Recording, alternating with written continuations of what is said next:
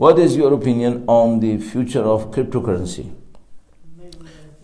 Crypto currency کے بارے میں ایک تو مسئلہ یہ ہے کہ ہمارے پاس ابھی تک فقہا کی طرف سے کوئی واضح فتویٰ موجود نہیں آیا. ایک بات میں نے کہا برصغیر تذکرہ عرض کرتا چلوں، کرپٹو کرنسی کے بارے میں کوئی واضح فتویٰ نہیں ہے، تو جو لوگ کرنا چاہیں وہ کر سکتے ہیں جب تک کہ کوئی واضح فتویٰ ہمارے پاس نہیں آیا. ہاں، کرپٹو کرنسی کا فیوچر کیا ہے؟ بہت سارے لوگ اس کو ایک انڈیپینڈنٹ گلوبل اکانومی کے طور پہ دیکھ رہے ہیں کہ کرپٹو کرنسی انسانوں کو چانس دے گی کہ وہ جو دنیا کے پہلے سے بنے ہوئے سسٹمز ہیں اس سے نکلنے کے لیے ایک آپشن لے لیں. تو بہت سارے لوگوں کو بہت زیادہ امیدیں ہیں اس سے. یہ مجھے حقیقت یہ ہے کہ میں ظاہر ہے اس کا ایکسپرٹ نہیں ہوں کرپٹو کرنسی کا، لیکن مجھے ایک بات سمجھ میں آتی ہے کہ کسی بھی صورت میں یہ سوچنا کہ یہ 100% انڈیپینڈنٹ ہو، یہ میرے لیے ذرا مشکل لگ رہا ہے. یا تو میں پرانی ایج کا آدمی ہوں تو میں اس کو سمجھ نہیں پا رہا ہوں کہ یہ انڈیپینڈنٹ کیسے ہو سکتی ہے. لیکن یہ مجھے سمجھ میں آتا ہے کہ جو سسٹمز کے کریٹ کرنے والے ہیں وہ کسی بھی چیز کو دنیا کے اندر 100% انڈیپینڈنٹ ہونے دیں، آج تک نہیں ہونے دیا انہوں نے، آج تک نہیں ہونے دیا. تو بہت زیادہ امیدیں اس سے لگانا کہ یہ کر لے گا، میرا اپنے خیال ذرا مشکل ہے.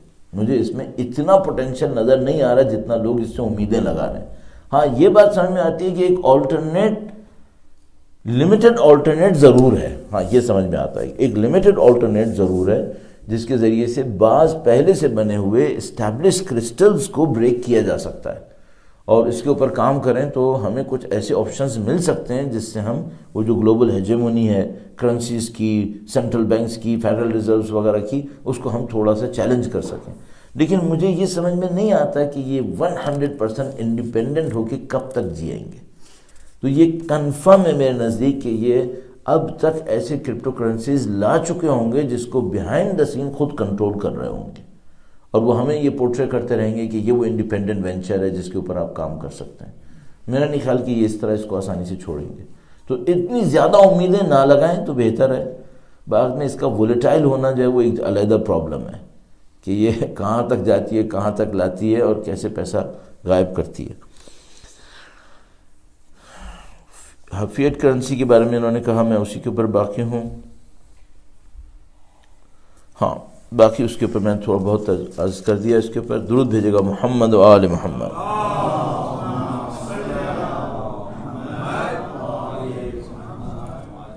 ہاں، اب یہ جو امریکہ نے ایگزٹ کیا ہے نیوکلیر ٹریٹی سے، کیا یہ نیوکلیر وار کا رسک ہے؟ جب ٹریٹی نہیں تھا تو وار نہیں ہوئی تھی. اب ٹریٹی سے باہر نکلیں گے تو وار ہو جائے گی؟ نہیں، وار نہیں ہوگی. میرا اپنے خیال ہے نیوکلیر وار کوئی احمق نہیں کرے گا.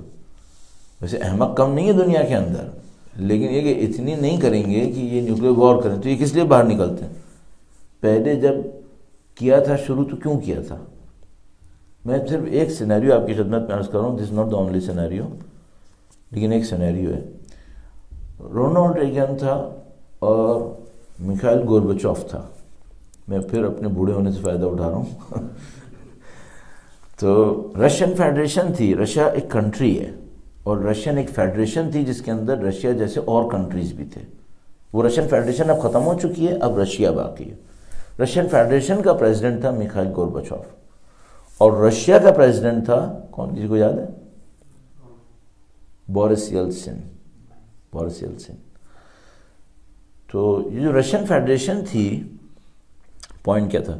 رشین فیڈریشن تھی امریکہ کے مقابلے میں، جس میں سے ایک کنٹری رشیا تھا باہر، اس کو USSR کہتے تھے، USSR، اور اس کے مقابلے میں USA تھا.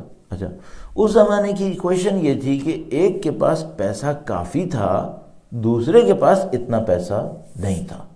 جس کے پاس پیسہ کافی تھا وہ امریکہ تھا، اور رشینز کے پاس آرسنل تو بہت بڑا تھا ان کے پاس، لیکن پیسہ اتنا زیادہ نہیں تھا.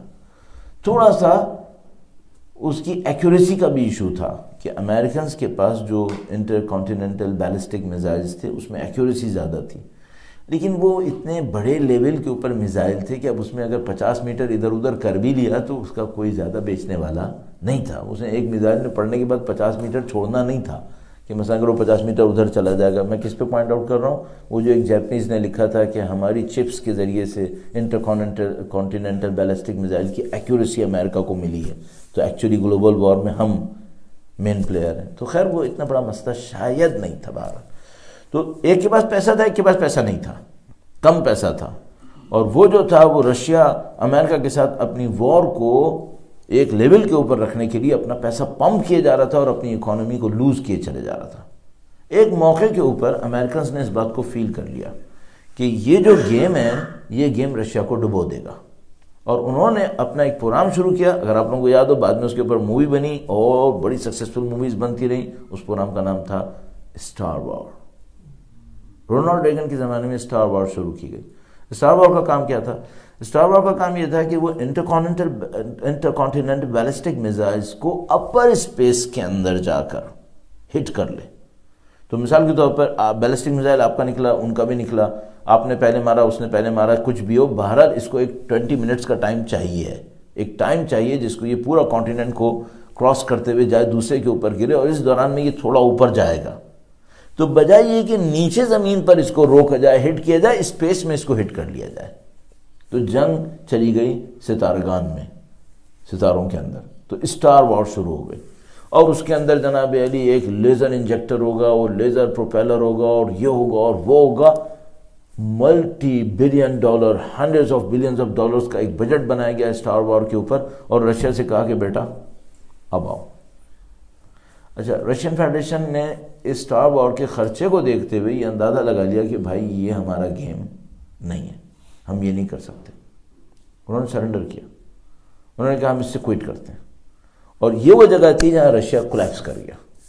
رشیا کولیپس کر گیا، رشین فیڈریشن کولیپس کر گیا، اور اس جنگ سے پیچھے ہٹ گئے. لیٹر آن امریکنز نے بھی دیکھا کہ اسٹار وار کا جو خرچہ ہے، جو چیز hundreds of billions of dollar, اس کی ورتھ اب اتنی نہیں ہے، اس کو نہ کرنا بہتر ہے. تو ظاہر ہے ان کا ہدف اس کو شکست دینا تھا، نہ کہ وہ جنگ کرنا تھا. تو وہ بعد میں تقریباً ریپ اپ کر لیا گیا، اور وہ کچھ بجٹ وغیرہ ہوا جو کچھ بھی ہوا. مجھے لگ رہا ہے یہ سینیریو واپس آ رہا ہے، یہ سینیریو واپس آ رہا ہے. ڈونلڈ ٹرمپ، نام بھی ملتا جلتا ہے، رونالڈ بارہ. تو وہ ڈونلڈ ٹرمپ میرا اپنے خیال ہے کہ اس ریس کو دوبارہ شروع کرنا چاہ رہا ہے، اور اس ریس کے پیچھے ظاہر ہے کہ امریکہ کی ایک سرٹن انڈسٹری ہے جس کو فائدہ ہوگا. اور فائدہ یہ ہوگا کہ دنیا میں جو دوسرے ملکوں کے پاس پیسہ ہے وہ اس کے اندر انجیکٹ کریں گے، اور جس میدان میں امریکہ اب ہار رہا ہے جو کہ اکانومی ہے، شاید ایک چانس ملے کہ وہ میدان کو کہیں اور لے کر چلے جائیں. میرا اپنے خیال ہے کہ یہ لوگ اس بات کے نتیجے پر پہنچ گئے ہیں کہ یہ کچھ ہی عرصے کے اندر اکانومی کے میدان میں کولیپس کر جائیں گے، اور یہ اب مین وار کو اکانومی سے نکال کر، جبکہ پہلے جان بوجھ کے اکانومی میں لائے تھے کیونکہ اس میں ان کے جیتنے کا چانس تھا، اب ان کے جیتنے کا چانس ختم ہو گیا ہے، تو یہ وار کو کہیں اور لے جانا چاہ رہے ہیں. اور یہ چاہ رہے ہیں کہ یہ جو زون ہے، ایرینا ہے، یہ چینج ہو جائے اور یہ دوبارہ پیچھے جائے جہاں پر ان کی چانسز نسبتاً زیادہ ہیں. میرا اپنے خیال ہے یہ کرنا چاہیں گے. تو اس وقت جس کے پاس پیسہ ہے وہ رشیا نہیں ہے، جس کے پاس پیسہ ہے وہ چائنا ہے. صحیح. اب ان کے اس منصوبے کو چائنیز کتنا ٹائم دیں گے؟ چائنیز نے ابھی تک یہ بتایا کہ وہ پیسہ کمانے کے ماہر ہیں، اور وہ اپنا پیسہ کہیں بھی لگانے کو تیار نہیں ہے سوائے خود اکانومی کے. وہ اتنی الٹی سیدھی جگہوں کے اوپر پیسہ لگانے کو تیار نہیں ہے. اچھا، اگر وہ پیسہ لگانے پر آئے بھی تو پچھلے زمانے کا یو ایس اے پیسے والا پارٹی وہ چائنا ہے، اور جس نے ہارنا ہے یو ایس ایس آر بغیر پیسے کا آرسنل، وہ اب کون ہے؟ امریکہ. تو اس گیم میں یہ نہیں جیت پائیں گے، یہ لوگ اس طرح سے اس گیم میں نہیں جیت پائیں گے. میرا اپنے خیال ہے، میں اس بات کو عرض کرتا ہوں، کبھی کبھی تھوڑا سا ذرا سا جرأت مندانہ معاملہ ہے، وہ یہ کہ کسی ٹائم پر آ کر بہت بڑا پلیئر بھی پاگل ہو جاتا ہے. ایک ٹائم آتا ہے بہت بڑا پلیئر پاگل ہو جاتا ہے. وہ کیوں پاگل ہوتا ہے؟ اس کو اپنی شکست ہضم نہیں ہو رہی ہوتی. مثال، بہت پرانی مثال عرض کرتا ہوں، وہ یہ کہ فرعون حضرت موسیٰ علیہ السلام کے پیچھے گیا، 7 دفعہ معجزوں میں شکست کھا چکا تھا. قرآن کریم نے لکھا ہے 7 دفعہ معجزے بھیجے تھے جس سے فرعون شکست کھایا تھا. صحیح ہے. اچھا اب کس کے پیچھے جا رہے ہو تم؟ حضرت موسیٰ علیہ السلام کے پیچھے. کون ہے اس نے تمہیں پہلے ہرایا ہے کیا؟ 7 دفعہ ہرایا ہے. اب احمق پھر پیچھے جا رہا ہے. صحیح ہے. اب حضرت موسیٰ علیہ السلام پانی پر پہنچے, اللہ نے کہا بھائی پانی کا تو کوئی مسئلہ نہیں ہے, تم لاٹھی مارو, کھل گیا. وہ کھل گیا, حضرت موسیٰ علیہ السلام وہاں چلے گئے. اچھا اب یہ پیچھے احمق ہے, یہ کس کے کھولے ہوئے پانی میں جا رہا ہے؟ فرعون. حضرت موسیٰ علیہ السلام کی کھولے ہوئے. اس سے کتنی دفعہ ہار چکا ہے؟ 7 دفعہ. 8ویں دفعہ کا چانس ہے ہارنے کا یا نہیں ہے؟ اس احمق کو اندر جانے کی ضرورت تھی وہاں پہ؟ تو میرے دماغ میں یا تو کوئی چیز ہے جو ہمیں نہیں پتا. یہاں پر اس کیس کو اگر اس طرح دیکھیں جو میں نے ابھی آپ کے سامنے پورٹری کیا, فرعون کو بہت زیادہ کوئی اسٹوپڈ انسان ہونا چاہیے جو اس پانی کے اندر کودے, جس کو حضرت موسیٰ علیہ السلام نے ٹیکنالوجی سے نہیں کھودا ہے. اگر ٹیکنالوجی سے کھودا ہوتا نا تو فرعون کے انجینئرز کہتے کہ وہ بھی تو انسان تھا, اس نے ٹیکنالوجی سے کھودا, ہم بھی انسان ہیں, ہم ٹیکنالوجی سے کھود لیں گے. جیسے ایرانی امریکنز کو یہ کہتے ہیں تم نے کیا بنایا, تم نے انسانوں نے بنایا نا, ہم بھی تو انسان ہیں, ہم بھی بنائیں گے. دیکھو تم نے ڈرون بنایا, ہم نے ڈرون کو اتار لیا اپنے پاس. ٹھیک ہے, لیکن احمق آدمی تو 7 دفعہ اس کے معجزے سے ہارا ہے, اور یہ پانی بھی ٹیکنالوجی سے نہیں کھولا, یہ معجزے سے کھولا ہے. 8ویں دفعہ چانس ہے کہ تم پھر ہارو گے. تو فوج لے کے اندر گھسے کیوں تھے؟ وہ جو مشرف جب آیا تھا تو ایک جملہ مشہور ہوا تھا کہ پنگا لیتا سی, کیوں لیتا سی, یہ پنگا لیا کیوں تھا تم نے اس سے؟ تو بھائی یہ تو صاف سمجھ میں آ رہا ہے کہ اس ظالم کو یہاں پر نہیں کودنا چاہیے تھا. رزلٹ کیا ہے؟ شاید امریکہ اس پاگل پن میں آ چکا ہے, اور یہ جب ظالم اپنی موت کے نزدیک آتا ہے تو ایسی حرکتیں کر رہا ہوتا ہے. جیسے سلمان نے اور محمد بن سلمان نے یمن پہ حملہ کیا. رہبر منظم نے اس موقع پہ ارشاد فرمایا تھا کہ ان کی جیتنے کا چانسز بلو زیرو ہیں. Below zero. صحیح ہے. بلو زیرو چانس کے پر محمد کودا کیوں تھا؟ کیونکہ پاگل ہے, انالیسس نہیں کر پایا. اس کے ساتھ بھی یہی ہو رہا ہے, میرا اپنے خیال ہے. امریکن سسٹم کے ساتھ بھی یہی ہو رہا ہے. یہ اپنے اس شکست کو بار بار دیکھتے ہوئے اب ایک ایسی جگہ پہ آ گئے کہ اب ریشنل ڈیسیشن نہیں لے رہے, irrational ڈیسیشنز لے رہے ہیں, اور اس کے اندر یہ مسلسل ہار ہیں. بہرحال ہمیں یوں لگ رہا ہے یورپین کنٹریز کیسے ریئیکٹ کریں گے؟ امریکہ ایران کے اوپر دوبارہ سینکشن لگا رہا ہے. یورپین کنٹریز نے بہت سادہ دکھا دیا. دیکھیں پوری دنیا نے ایک بات دکھا دی ہے, وہ کیا؟ ایتھکس, مورالز, پرنسپل, ان سب کی کوئی ویلیو نہیں ہے. ویلیو کس کی ہے؟ پیسے کی ہے. اگر یورپین کنٹریز کا پیسہ ایران کے ہاتھوں پھنس رہا ہوا تو وہ کبھی بھی امریکہ کی نہیں مانیں گے. کیوں؟ امریکہ اس پوزیشن میں نہیں رہا ہے کہ وہ ساری دنیا کے اوپر ڈکٹیٹ کرے. اور اگر ٹرمپ صاحب سمجھ رہے ہیں کہ ایسا ہے تو لیٹس سی, کر کے دیکھیں. چائنا کے ساتھ انہوں نے گڑبڑ کر لی, کینیڈا کے ساتھ گڑبڑ کر لی, فرانس کے ساتھ کر لیا, ہر ایک کے ساتھ انہوں نے منہ ماری کر لی. بھائی امریکہ کے پاس اتنی طاقت نہیں ہے, آپ غلط سمجھ رہے ہیں. اور اگر کرنا چاہیں تو کریں, دیکھ لیتے. وہ بہت بیچارہ خوش ہوتا تھا اپنی اسٹاک ایکسچینج کی گروتھ کو دیکھ کے, اور وہ یو این کے اندر بھی کھڑے ہو کے اس نے اپنا تماشا بنوا لیا.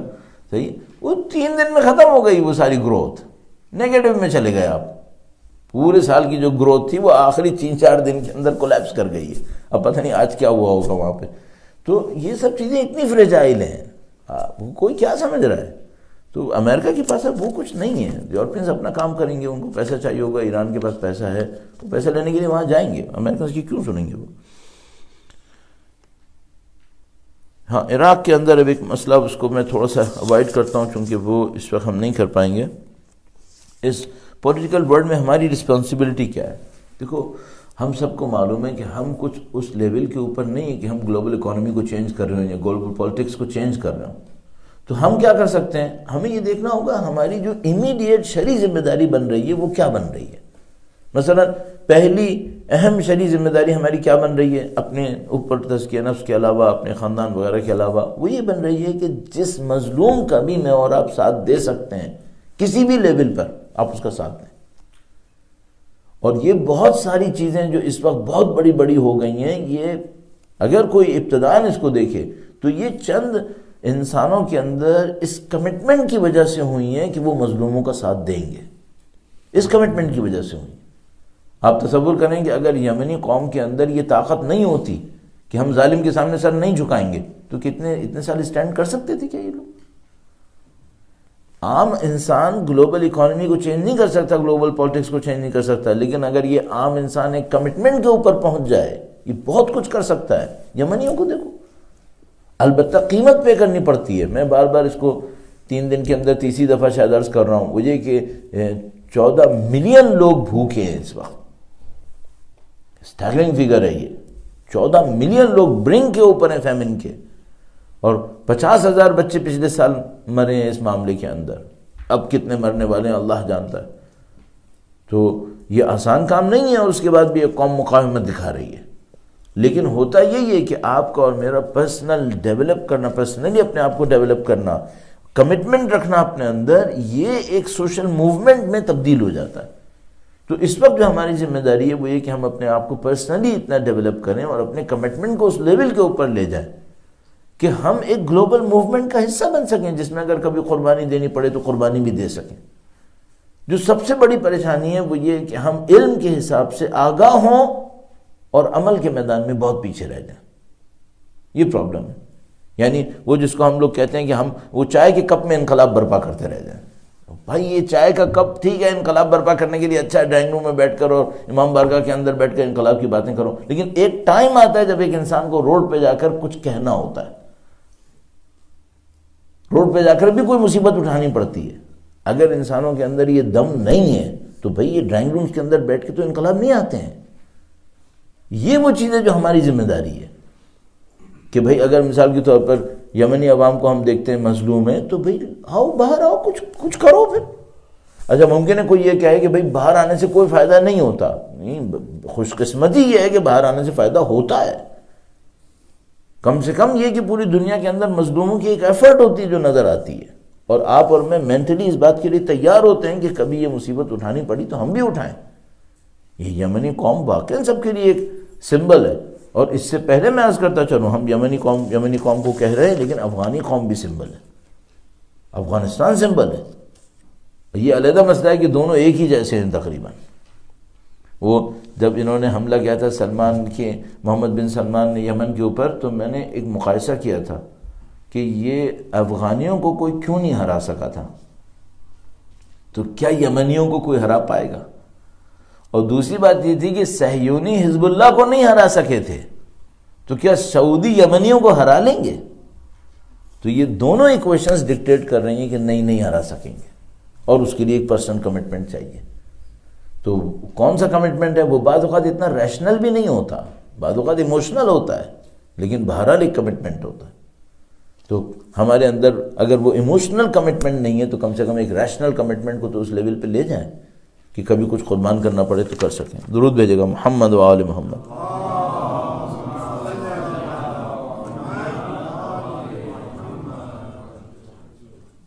ایک بار پھر درود بھیجے گا محمد و آل محمد.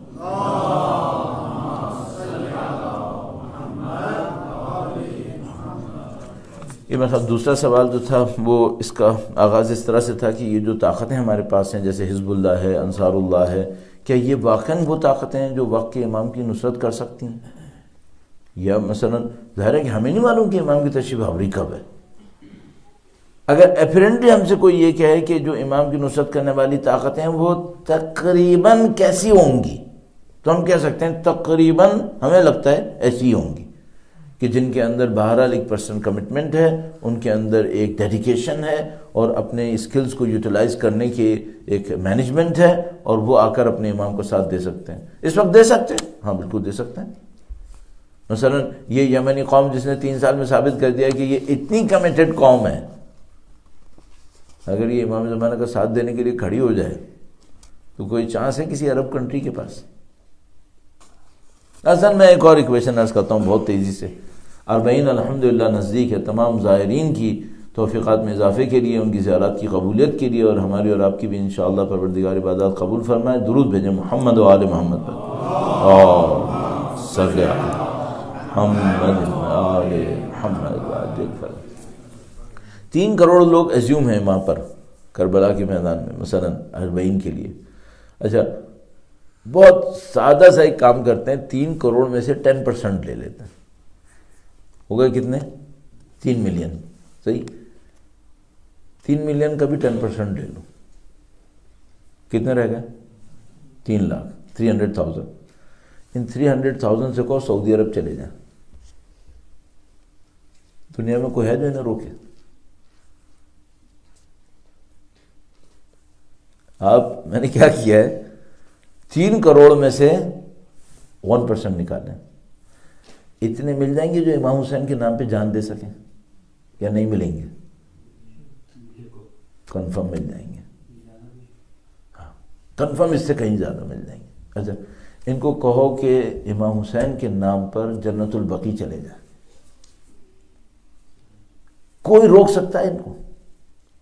میں آپ کو گارنٹی سے کہہ رہا ہوں، مولا کا احسان ہے جو اس وقت سمجھ میں آتی ہے، روئے زمین پہ کوئی طاقت اس وقت امام حسین کے نام کو نہیں روک سکتی۔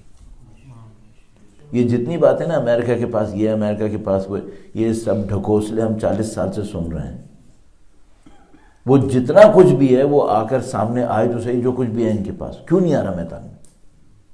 کیا حزب اللہ نے صہیونی حکومت کو واقعاً، جس کو ہم لوگ اردو کے محاورے میں کہتے ہیں، ناکوں کے چنے نہیں چبا دیے؟ ان کو کروا دیے نا، مار لو ایٹامک بم۔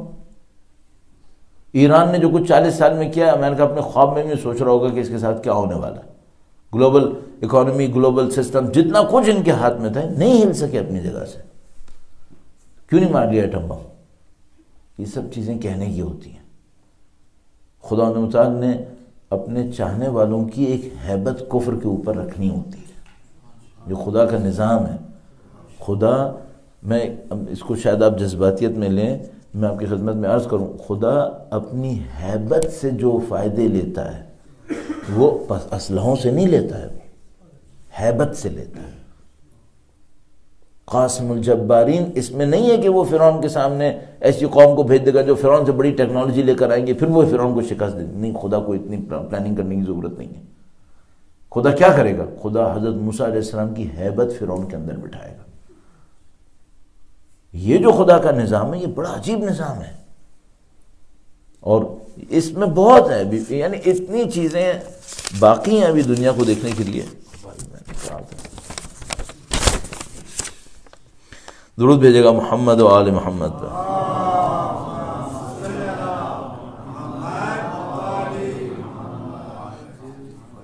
انہوں نے 2-3 سوال کیے ہیں۔ پہلا سوال مذہبی سیاسی حوالے سے ہماری ذمہ داری کیا ہے، میں نے کچھ عرض کیا۔ دوسرا سوال، میلبرن کے بیشتر لوگ اس نظریے پر ہیں کہ سیاست اور مذہب جدا ہیں۔ اس کے اوپر میں نے اسی لیے سب سے پہلے بات کر لی کہ میں بھی احساس کر رہا تھا کہ یہاں پہ ہے ایسی فکر، اس سے میں نے اس کو سب سے پہلے ہی عرض کر دیا۔ اور البتہ اس بات پہ ہمیشہ دیکھتے رہیے گا کہ وہ جو ایک محاورہ ہے کہ بھائی تالی 2 ہاتھ سے بجتی ہے، تو کہیں ایسا نہ ہو کہ اس فکر والے کو غلطی کر رہا ہوں، ادھر والے کوئی اور غلطی کر رہا ہوں، یہ نہ ہو، کیونکہ معمولاً ایسا ہو جاتا ہے کہ ادھر والے کی غلطی ہوتی ہے، ایک ادھر والے کی بھی غلطی ہوتی ہے، اور بعد میں پھر انسان جو بیچ میں کھڑا ہوتا ہے وہ کہتا ہے مجھے پتہ ہے کہ کچھ نہ کچھ گڑبڑ دونوں طرف ہو گئی ہے، اب کیا کروں؟ تو اس کو چیک کرتے رہے گا کہ کہیں یہ پوزیشن نہ آ جائے۔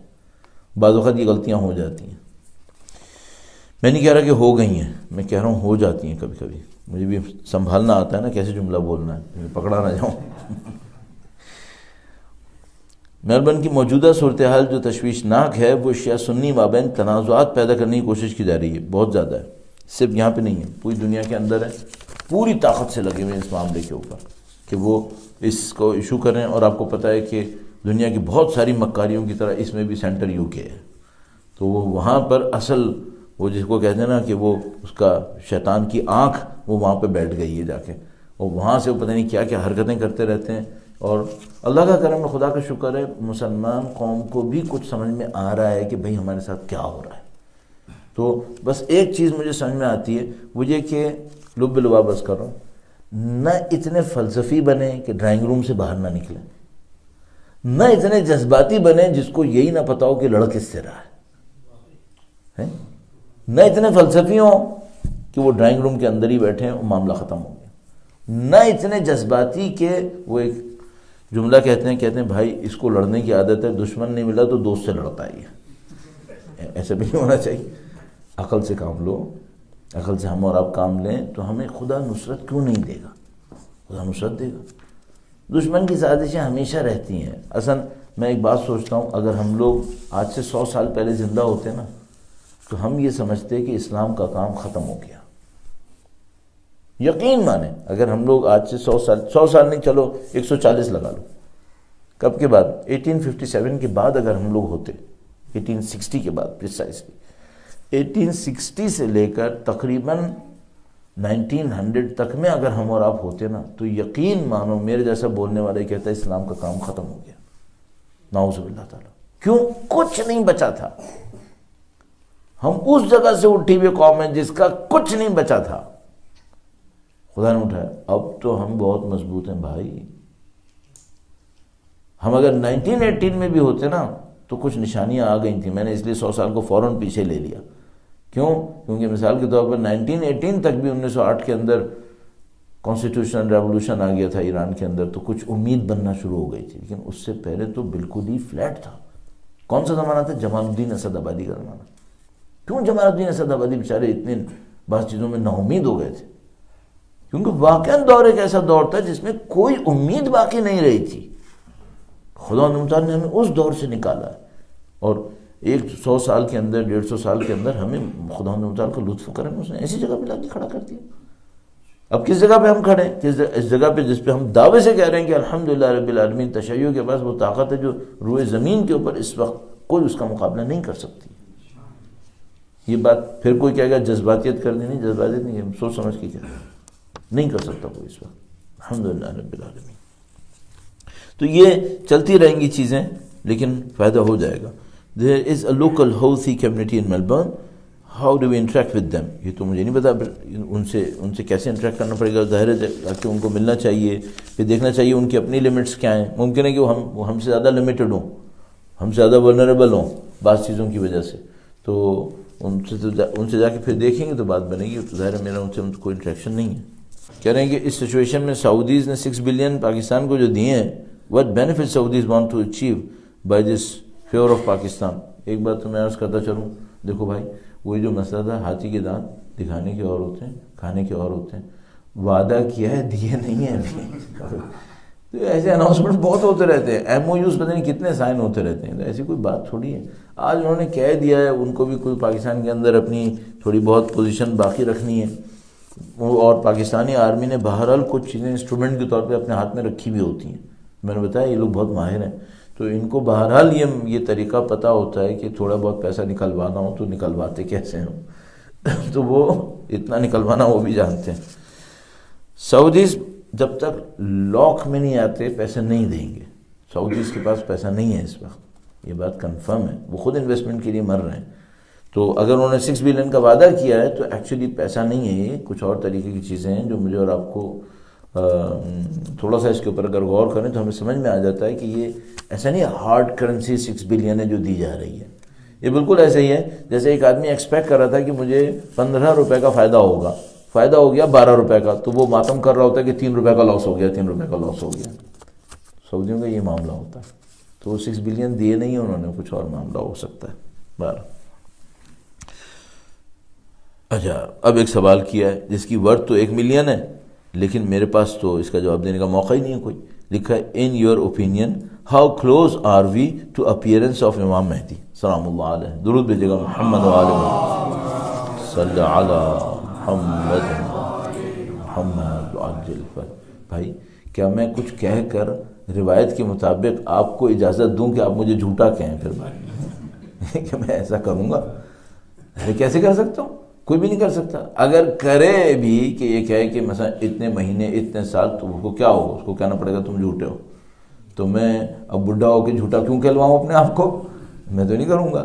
ہاں اگر مجھ سے کوئی یہ کہے آپ کی خواہش کیا ہے، میری خواہش یہ ہے کہ آ جاؤ۔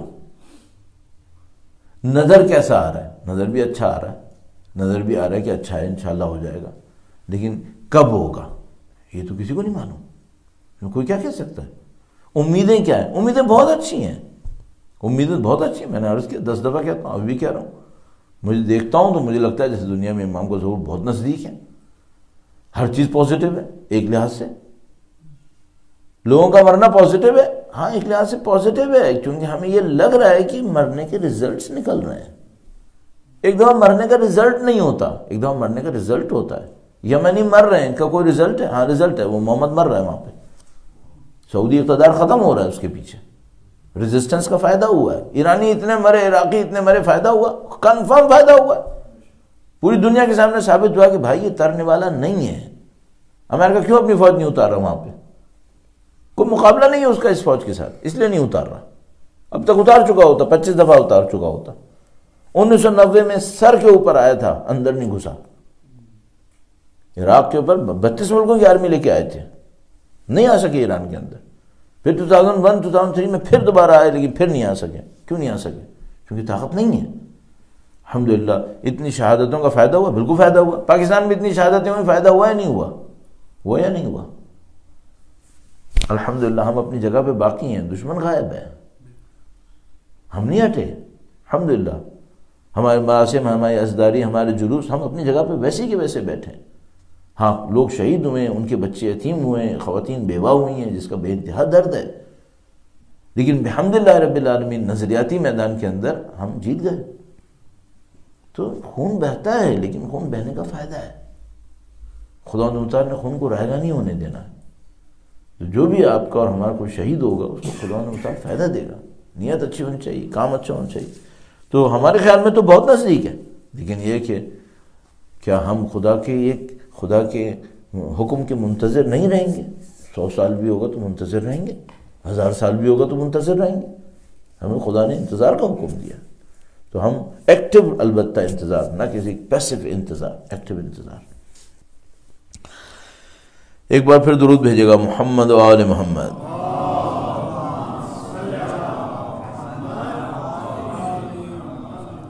دوبارہ انہوں نے اسی قسم کا ایک سوال بھیجا ہے کہ یہاں پر وقت کے یزید کا تذکرہ نہیں کیا جاتا. میں نے عرض کیا وہ آئیڈیا ہے یہاں پر، یہ مشکل اس طرح کی ایک چیز ہے. البتہ صرف یہاں پہ نہیں ہے، دنیا میں ہر جگہ ایسا ہی ہے.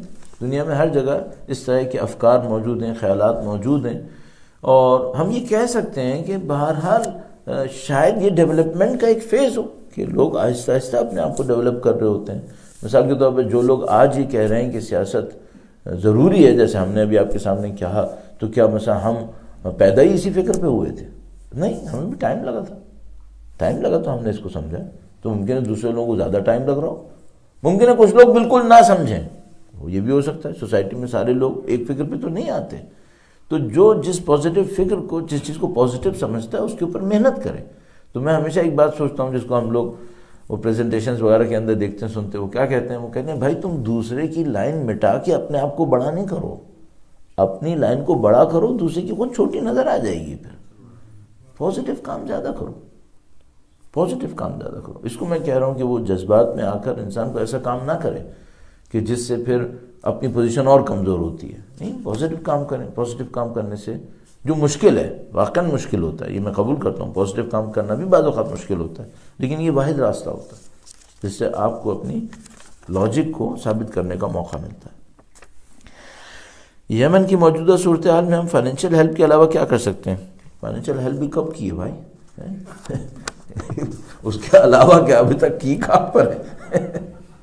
تو وہ بھی تو نہیں ہوئی ہے، اسی کو کر لو. ابھی میں نے سنا ہے کہ جو سڈنی میں امام حسن سینٹر ہے، اس نے ایک انیشیٹو لیا ہے، اور دسمبر میں میرے خیال میں کوئی پروگرام اس سلسلے میں ہونے والا ہے. تو بہر کم سے کم فائنینشیل ہیلپ بھی ذرا اچھی سی کر کے دکھاؤ، تو پھر وہ بھی بات ہے.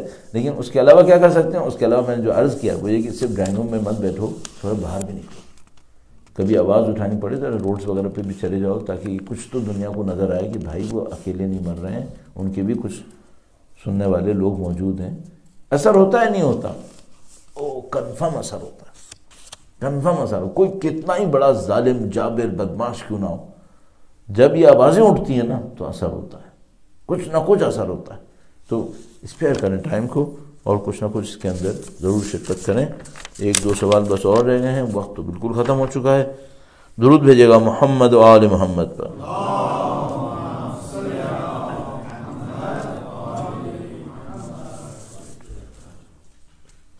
لکھا ہے Syrian forces are killing innocent citizen children every day. Iranian government is directly indirectly supporting Syrian government. How can anyone justify killing innocent civilians, especially the government which came into existence using the slogan of Islam? Okay. اچھا، یہ کہ سیرین government ہر روز انوسنٹس کو مار رہی ہے، اس news کا source کیا ہے؟ بلو ہیلمٹس، سیرین آبزرویٹری جو یو کے میں بیٹھی ہے. ہم کچھ نیوز کو لیتے ہیں اور ان نیوز کو یہ سمجھ دیتے ہیں کہ یہ سب سے اوتھینٹک یہی ہے. کبھی غور کرو کہ کس نے دی ہے یہ نیوز، کہاں سے آئی ہے نیوز؟ مثلا ہم لوگوں کے پاس ایک مشہور جملہ ہے، پوری نیوز کے اندر ریفلیکٹ ہوتا ہے، سیرینز نے کیمیکل ویپنز استعمال کیے. اچھا یہ سورس جو اس کو آتھینٹیکیٹ کرے کہ یہ ہوا یا نہیں ہوا، وہ سورس کون سی ہے؟ CNN، BBC، بلو ہیلمٹس، سیرین آبزرویٹری. او بھائی یہ تو سب ایک ہی پارٹی ہے، یہ تو وہی پارٹی ہے. دوسری پارٹی کون سی ہے جو یہ کہے کہ واقعاً اس نے استعمال کیے نہیں کیے؟ اب بشار الاسد سے انٹرویو ہوا کہ آپ نے استعمال کیے، اس نے کہا کہ میں جب ہار رہا تھا تو میں نے نہیں کیا، اب میں جیت رہا ہوں تو میں پاگل ہوں کہ میں اب استعمال کروں گا. جب میں ہار رہا تھا مجھے تب استعمال کرنے چاہیے تھے اگر استعمال کرنے تھے، اب تو میں جیت رہا ہوں، اب میں جیتتے ہوئے کو کیوں استعمال کروں گا؟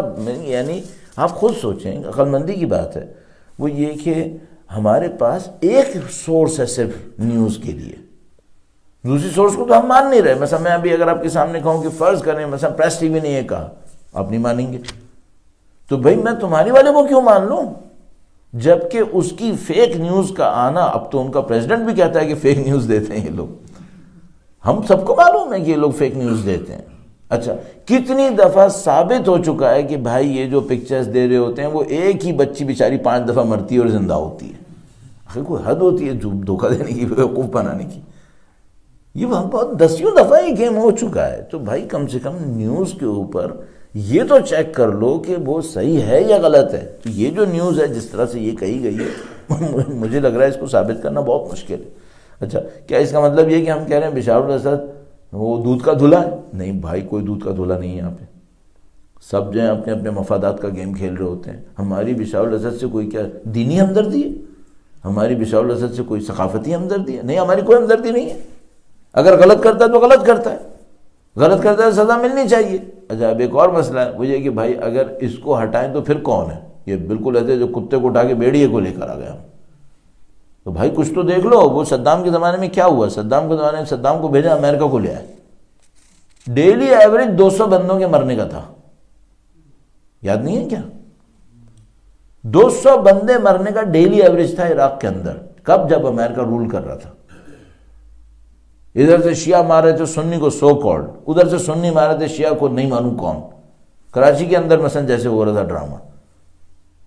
تو بھائی ہمارے پاس نیوز کی آتھینٹیکیشن کا کوئی سورس ہونی چاہیے. ایک ہی پارٹی ہے، وہ یہ بھی کہہ رہی ہے وہ بھی کہہ رہی ہے. اب میرے پاس آپ کے پاس یوٹیوب کے اندر سیریا کے اندر کام کرنے والے ایڈ ورکرز کے باقاعدہ کلپس موجود ہیں جو یہ کہہ رہے ہیں کہ یہ سب غلط خبریں ہیں.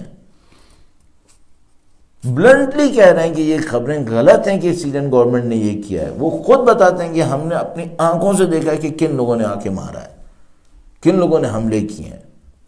تو نیوز کو چیک کر لیں. باقی نیوز کو چیک کرنے کے بعد اگر پتہ چلے کہ بشار الاسد غلط تھا، بھائی میرا کون سا وہ رشتہ لگ رہا ہے اس کے ساتھ؟ غلط تھا تو غلط تھا، غلط کرے گا جہنم میں جائے گا یہ، اور کیا. ہمارا کون سا اس کے ساتھ بھائی کوئی مذہبی رشتہ ہے کیا کہ مثلا خدا نہ کرے نعوذ باللہ کوئی ولایت اس کو حاصل ہو گئی ہے؟ حتیٰ میں عرض کروں ایرانی، اگر ایرانی غلط کریں گے تو میں کیا ان کو سپورٹ کروں گا کہ وہ صحیح کر رہے ہیں؟ نہیں، ایرانی غلط کرے گا غلط کرے گا.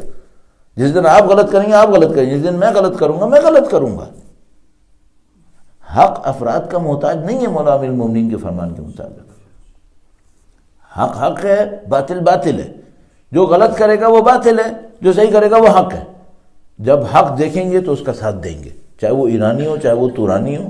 اور جو باطل ہوگا تو اس کی مخالفت کریں گے، چاہے وہ ایرانی ہو چاہے وہ تورانی ہو. ہمیں اس سے کیا غرض بھائی؟ ہم جو کچھ کر رہے ہیں یہ مفادات کے لیے نہیں کر رہے. ہم جو کچھ کر رہے ہیں وہ سید الشہداء کے فرمان کے مطابق خدا کی خوشنودی کے لیے کر رہے ہیں. اگر خدا کی خوشنودی ہم سے یہ کہتی ہے، ڈکٹیٹ کرتی ہے ہمارے پر، حکم دیتی ہے ہمیں کہ ایرانی کا ساتھ دو تو ہم ایرانی کا ساتھ دیں گے.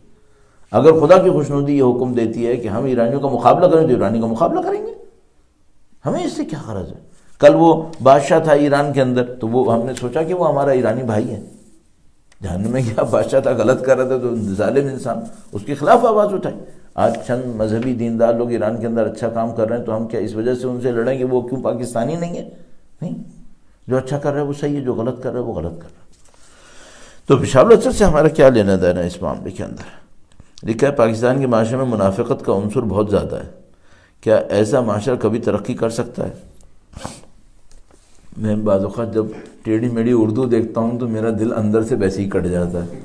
اب میں اس جو لکھا ہوا ہے لیکن چونکہ خلوص سے لکھا ہے بندے خدا، جس کسی نے لکھا، بندہ نہیں بندی خدا جو بھی ہے، تو اس میں یہ تھا کہ دیکھو بھائی یہ بات تو صحیح ہے کہ جو منافق معاشرہ ہوتا ہے وہ ترقی نہیں کرتا ہے، لیکن ذرا یہ دیکھ لینا کہ ترقی کا مطلب کیا ہوتا ہے. اگر ترقی کا مطلب یہ ہوتا ہے جو ویسٹرن کنٹریز کے اندر ہمیں نظر آ رہی ہے، تو یہ پکی منافقت کے ساتھ جمع ہو جاتی ہے، جیسے یہاں جمع ہو چکی ہے. یہاں پہ بھی جمع ہو تو وہاں پہ بھی ہو جائے گی. کیا جو کچھ انگلستان نے کیا وہ منافقت کے سوا کچھ اور تھا؟ اس منافقت کے باوجود انڈسٹریل ریولوشن آیا یا نہیں آیا؟ آ گیا نا. جو کچھ امریکہ نے اور دوسرے ویسٹرن کنٹریز نے دنیا کے ساتھ کیا، یہ منافقت کے سوا کچھ اور تھا؟ یہی تو وہ منافقت تھی جس کا پول ابھی کھلا ہے، جس کو ہم نے ابھی کہا کہ پہلے یہ دکھاتے تھے کہ چائنیز نے چونکہ فلاں ڈسینڈنٹ کے ساتھ اچھا سلوک نہیں کیا لہذا ہم چائنیز کے اوپر یہ پابندیاں لگائیں گے. ابھی کوئی سعودیہ کو ہاتھ لگا رہا ہے کیا؟ کہاں گئے نعرے؟ یہ منافقت نہیں تھی؟ ہاں، منافقت کے ساتھ دنیا کی ترقی جمع ہوتی ہے، جیسے دبئی میں جمع ہوئی ہے، جیسے ویسٹرن کنٹریز میں جمع ہوئی ہے اور ہوتی رہے گی. اگر پاکستانی معاشرے میں منافقت کی اور ترقی کی بات یہ ہے تو یہ تو ہو جائے گا، لیکن اصل مشکل سڑکیں چوڑا ہونا نہیں ہے، اصل مشکل انسانوں کا انسان بننا ہے. وہ منافقت کے ساتھ جمع نہیں ہوتا ہے، اور وہ جو مشکل ہے وہ جتنی پاکستان میں اتنی یہاں پر بھی ہے. یہ سب اس طرح سے نہیں ہے.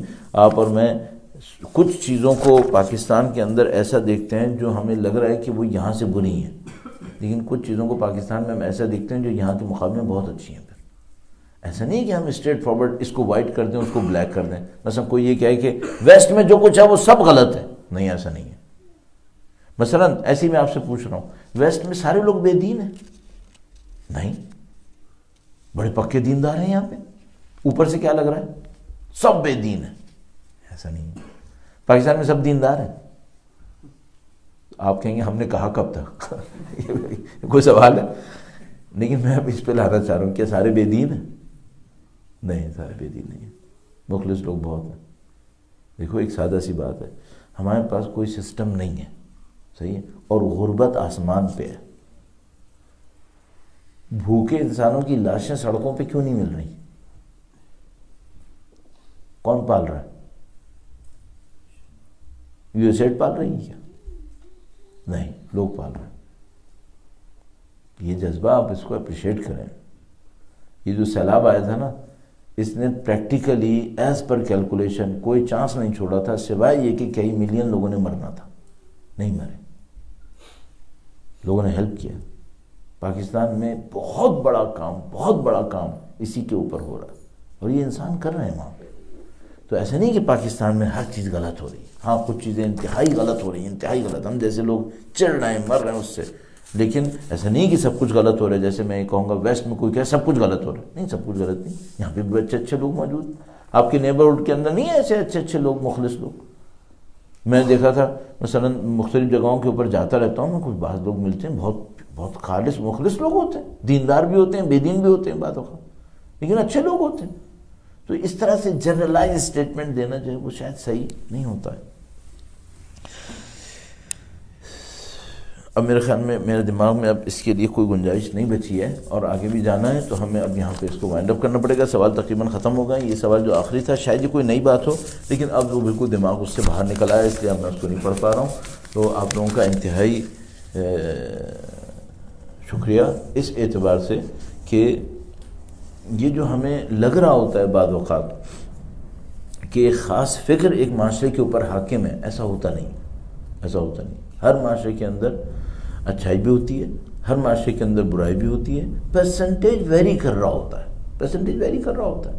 تو آپ اور میں عقل مندی کے ساتھ، ہوشیاری کے ساتھ چیزوں کو دیکھیں تو ہمیں اندازہ ہو جاتا ہے. دیکھو خدا کا نظام کبھی بھی یہ نہیں ہونے دے گا کہ باطل 100% رول کر جائے. نہیں ہونے دے گا خدا کا نظام.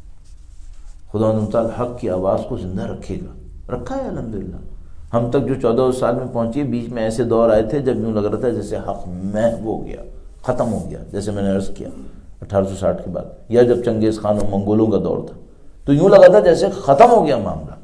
انسانوں کی سروں کی انہوں نے چٹانیں بنا دی تھیں، بلڈنگز بنا دیتے تھے انسانوں کی سروں کی، مینار بناتے تھے انسانوں کی سروں کی، پھر بھی اللہ نے حق کا پرچم باقی رکھنا ہوتا ہے، حق کی آواز باقی رہتی ہے۔ انشاءاللہ ہم سب وقت کے امام کے منتظر ہیں، خدا سے دعا کرتے ہیں خدایا تجھے واسطہ نبی اور اولاد نبی کی قربانیوں کا وقت کے امام کی ظہور مبارک میں تعجیل فرما، مظلوموں کی فتح و نصرت کے دن کو پہنچنے میں تعجیل فرما، خدایا یمن کے مظلوموں کو فتح و نصرت نصیب فرما، دنیا بھر میں جو کوئی جہاں کہیں بھی مظلوم ہے، بلخص مثلا ہمارے ہمسائے میں چونکہ اس لیے ہم اس کا تذکرہ کرتے ہیں، کشمیر کے مظلوم لوگ، واقعاً مظلوم لوگ، بدقسمتی سے سیاست کے نام پہ پتہ نہیں وہاں پہ کیا کچھ ہوتا رہتا ہے، لیکن لوگ مظلوم ہیں، خدایا ان تمام مظلوموں کو فتح و نصرت نصیب فرما، ان تمام ظالموں کو قابل ہدایت نہیں ہو تو واصل جہنم فرما۔ اے پاک پروردگار مجدداً تجھے واسطہ نبی اولاد نبی کا، ان کی قربانیوں کا،